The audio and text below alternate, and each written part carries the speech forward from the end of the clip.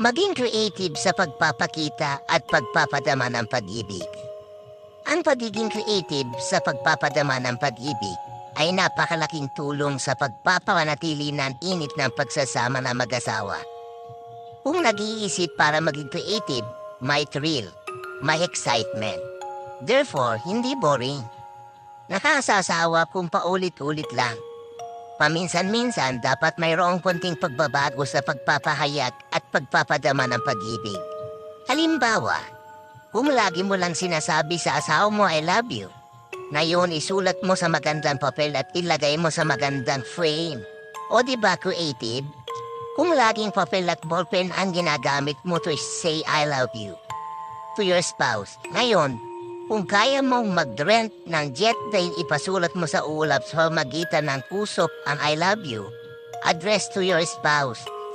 From paper and pen to sky and usop. Wow, di ba creative? Maging creative, okay?